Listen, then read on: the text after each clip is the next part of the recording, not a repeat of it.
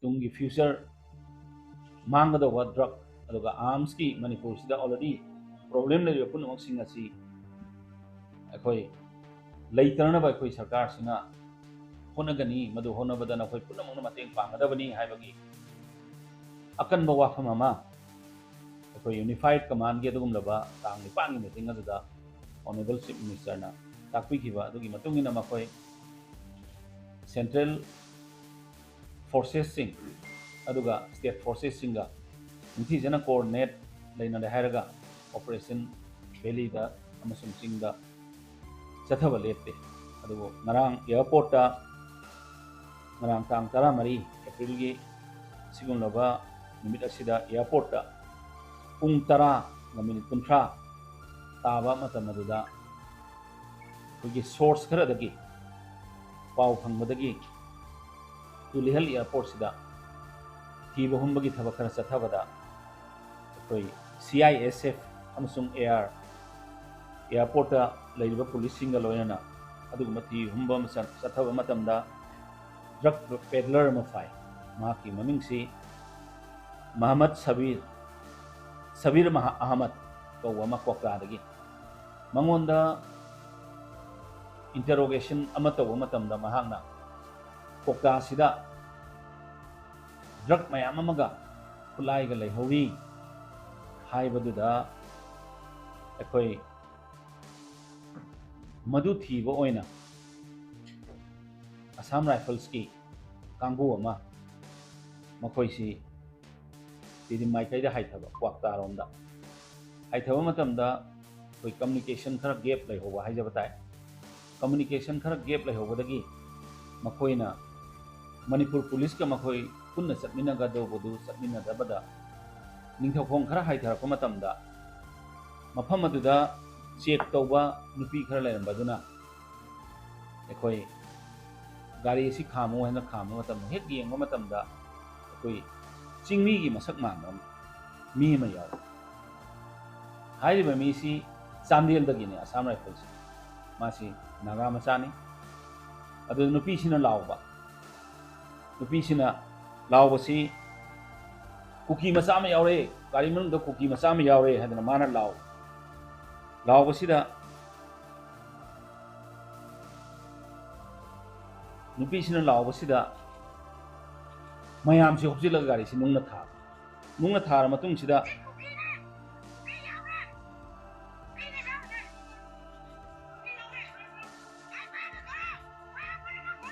asigi si lawbadagi khoisang noraba praja singchina gari si tanabade gari si nung thaba hokadagi telephone da pau pinaraga Thinungai ningthokongdagi gari si lanthokra matungda Thinungai sida mayam sina thatlaga haibadi kuki macha yaura haba pau si akoi aran wa mana maram oiraga haijaba tare ko thakta khata hogabaduna maram oira haraga Thinungai sida praja na thatlaga akoi singsi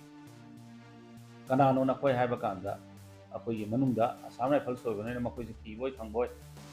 akoi si Assam Rifles ne haira kanda aduda kuki ama yaure haibigi wakalon sida mayam sina yamna violent oiba maungda makoida attack tawpa matamda manungda fulai khara su yarami fulai khara yawba asina maram oiraga amuke hena prajada singna hanba ama pokuduna maram oiraga koi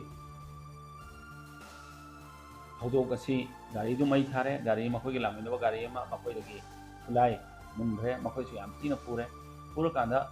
commando singna makoi rescue tawi adu prajana so muk makoi mi amasamu rescue tawi ko praja kumgang adugi praja singda loinana koigi kanggu amana group amana haron group amana makoi si edi koi local gi oiba na haron group amana makoi si rescue tawi adu aina mayamda thamjaningi sidi akoi hekta wahi ama soibana masise akoi hekta ngarangi thawdok chawba thawdok am thoi aduga mi mayam ama asoga panman se akoi khwaidagi akoi laibak thibani makoina sangsilubadasu honorable chief minister amasung akoi gi sarkar asina drug amasung arms smuggling ta usna maram oiraga ngasi drugs control to bang amakriba disarmament taunabagidamakta naharon singna pairiba or any tormentikna illegal oiba mawongda arms sing possess tawri punamung si thingbada wasilakpadugi akoina sarkarna khara kanna koi adugumba unified command gi meeting da hairo kodana makoi su madu changsilugani but masi communication gap khara so akoi security gi coordination na khara wala hubadagi tawani hadana ai mayam thamjaningi masi damakta ai IGR South ka pau phawna jai makoi huji core command ga tawga site to da makoi inspection tawri makoi gi site gi su akoi thigat fokat pagi yam athu matamda ai tawrokane haibagi asi pa thajabam leijai maram aduna akoina akoi gi maru oina Manipur gi praja da amasung Bishnupur district da ki praja singa koin thamjaningi basi akoi thokriba tang tarit ki thodok sida khwaidagi thamoi sokwa yamna pikliba ngang ani sigi matau karam leikhidrabano makoi si adugum laba tamthiraba miyo kabu singa do hana nabagi yam kanna akoina sangsilliba matam asi athu matamda masak khangdok pangamnaba sarkarna honabasida praja singna mateng pangbiyu ingsa gi thabak thadokbiyu haiduna akoi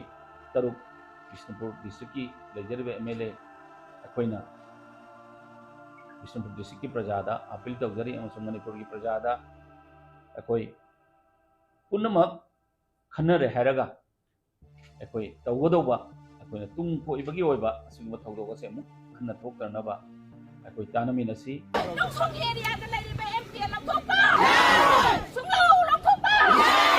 Central Force ka kuki ki militants ngi dimoy ga adum chanminara laibni akoina loina khangrabne sidi koi moi budi thajabudi sop thamde marama sinna huji akoi asigi battalion si lauthokpignu lauthokba yaroi haibasi akoi ima singi adu khongbal tangkhul digi maira paibi singi tarapta Nongsumda laiba pambaina lusingba UNLF-MPA gi camp hongdokhibi yarohaina maikei sungi masing yamlaba miyamna akan makhongjang sangslakre loinana tangkhul ima singna suhaidi nongsumda gi pambaina lusingba UNLF-MPA lokthokpa yaroi Central Force thajaba leite haiba wapham yauna Pukhau laifamnasu maikei sungi masing yamlaba miyamna nongsumdagi MPA gi camp lokthokpa yarohaina khongjang sangsili loinana miyamgi apambasi khangna Manipur lainga amadi pambaina lusingba UNLF ki lusingba singna thabak tawdrabadi miyamgi akanba khongjang kya sangsingini hainasu warning torkhre amaromdana social media da zalenga media ko account amadigi photo amaga loinana thagala aduna miyamda aki khang pirakli hairiba warol spala ibasina phayeng da leiba UNLF MPA sing satkro haikre loinana moi chatladi phayeng laikai anakpu khunja sing sien batare hauzik mayam phayeng da lakpiyu haiba Karemnarakli usit thawoidabagi mawongna post ama social media da thagalaktuna viral oirakli